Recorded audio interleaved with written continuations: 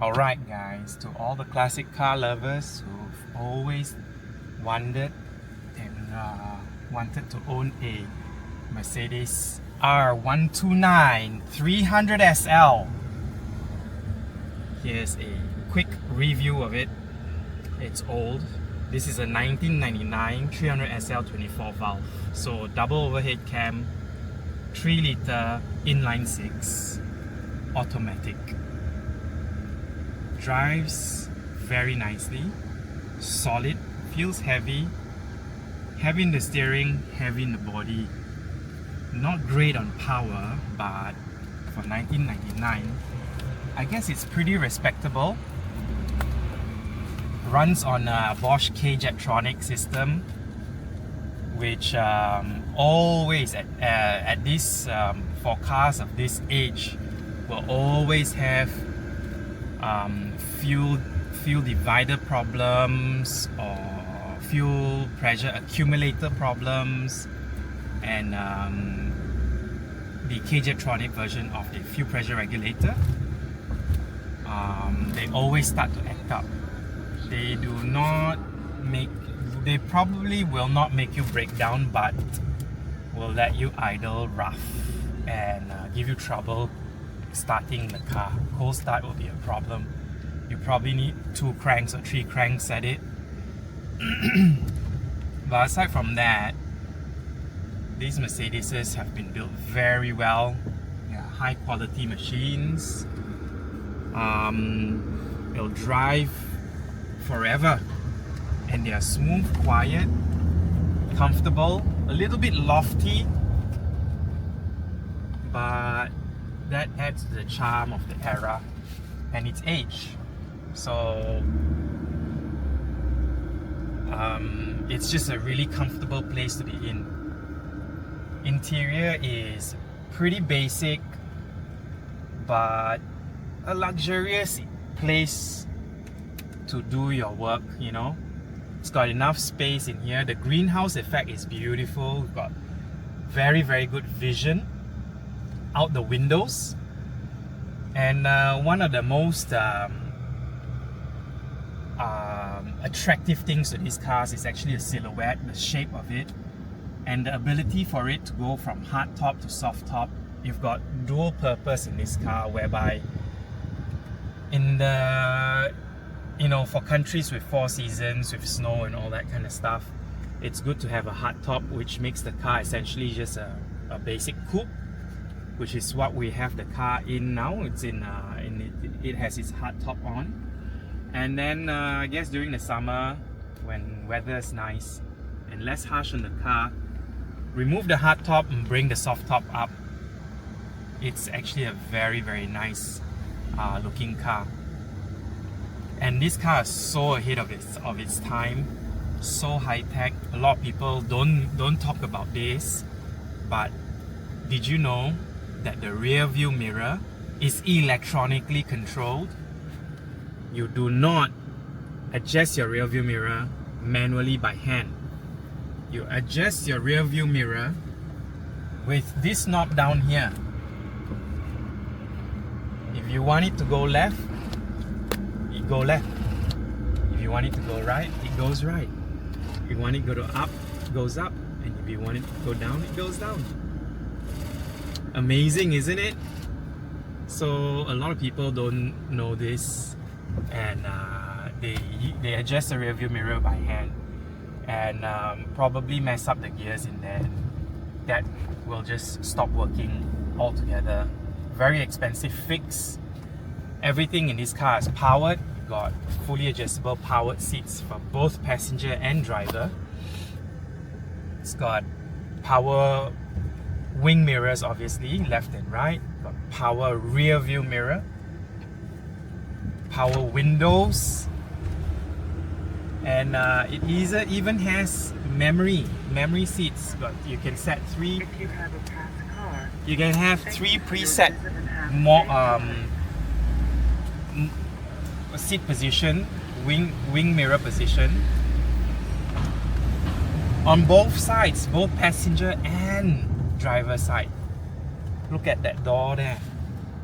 controls the seats, and you can have 3 preset seating positions. How cool is that for a car in 1999? That's, if that doesn't say luxury, I don't know what else does.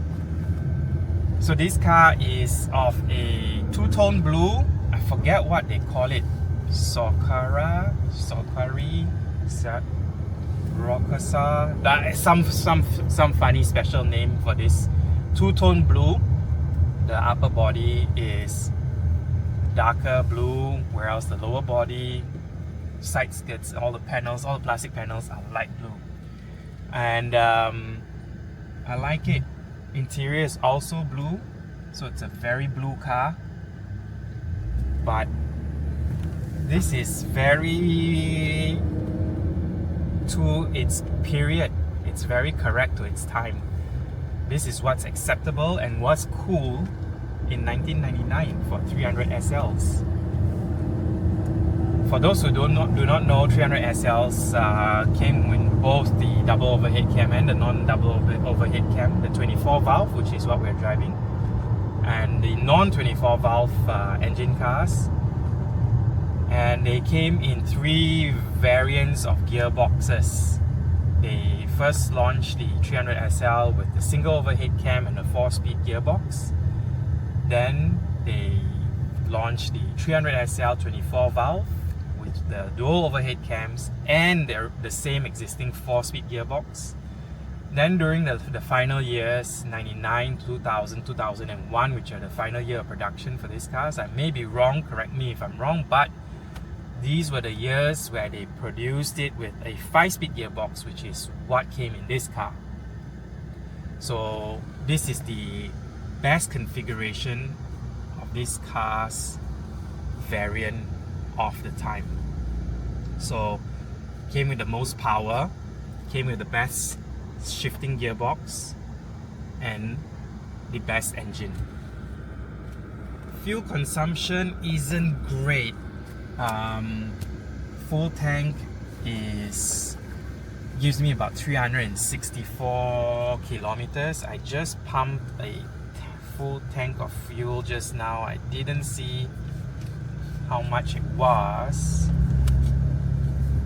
Maybe too late now, but yeah, I forgot how many liter tank it was. Anyway, yeah, not super economical, but not crazy, not a crazy guzzler at the same time. You know, Bosch cage electronics, they can be fuel efficient.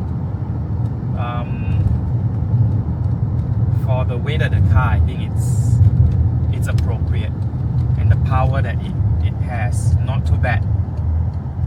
So this car sits on stock rims, stock everything, and it's quite a nice, comfortable place to be in. Power's good enough to keep up with traffic today, 2025, with the current wave of EVs and hybrid cars. I think this 26-year-old car can hold its own. Not a bad place to be in, but as you can tell, it does show its age, interior wise as well as exterior wise. There is a little bit of wind noise coming through the windows. The interior panels do not sit properly due to the Malaysian heat and the weather. Everything is a little bit warped, you know, on the dash, the wood trim. Normally it's supposed to be nice and flush, but I'm the second owner of this car. The first owner probably did a lot of work maintaining it and trying to keep it as well put together as it could, but maybe he did not send it to a specialist workshop which took good care of the interior, and bits that were very delicate were not properly removed and reinstalled. So we do have some broken interior bits, doesn't take too much away from the car, because this car is mainly just a daily cruiser. You can use it daily. It is practical. However, you must park it in a place where you can fully open the doors, because your sitting position in the car versus how wide you can open the doors to get out is quite important. I sit fairly close to the car, to the steering wheel, and if I were to get out of the car, I would need to open the car door 100% full extension. If I do not, I'm gonna have a hard time getting out of the car. So that is just one of the downfalls of having this huge coupe with big long doors. You just have to make sure you're in a wide parking spot. If not, coming out of the car is going to be tough. Comes with all the modern day luxuries like cruise control, overdrive. Comes with tape deck storage. I don't want to open this. Don't want to open this either. Everything's a little bit brittle.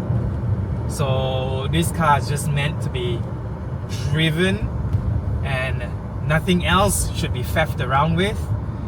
Just hold the steering wheel, use your turn indicators, brake and accelerate. Perfect. Don't use any of the cubby holes, don't use any of the glove compartments, and you'll be fine. So interior wise, you try not to touch anything. Well, this is an old used car. It has 112,000 kilometers. Actually quite low mileage for a 26-year-old car. But it's just due to the Malaysian weather where it's so hot all the time, and we get intense UV heat. Doesn't wear well on the car, so plastic bits get brittle and start to break off. So all these air conditioning panels we try to avoid touching. We use the air conditioner, fine, but all these panels are prone to breaking, avoid touching. Car tracks well, nice and quiet. You can feel the growl, the engine has plenty torque, and it moves, it gets going. I've been on the highway and gone on high-speed cruises on in this car, and it's very happy to just sit on like 140 to 160 kilometers an hour, and it's very happy to just sit there, stay on that speed, no issues, very quiet, tracks well, stable, comfortable, and you've got ample braking as well. So the car's performance is commendable for a 26-year-old car. Love it. So how much does it cost to maintain a car like this? Maintenance wise, not too bad. Just change all the oils regularly, like everybody will say. Doesn't have any cooling issues. Mercedes are very good with their cooling. The only problem is suspension bits, bushers, interior parts are all very, very expensive and hard to come by. They are not easily obtainable, as the market for these cars have, it's a very old car, so parts for these cars are difficult to get, and when you do find them, they are a pretty penny, even in the used market. So I have refrained myself from buying all the parts, the interior parts to replace, because number one, they're color coded, number two, it's expensive, number three, they are also used, so you don't know how long they will last in the car. So this car is a little bit expensive to keep and maintain. However, if you have a good example like this one, great to drive, nice to use. It's not a perfect example, so I'm not afraid to use it daily. You know, if it was a perfect showroom example, I would try to keep it as perfect as possible. However, this car is a rough used vehicle for me, and I'm not afraid of hurting it externally or visually, but we also don't want to abuse it. So that's my 2 cents and my true take on this old Mercedes R129 300 SL. Hope you guys enjoyed it. If you have any questions, feel free to drop a comment, like and subscribe, guys. Thanks for watching.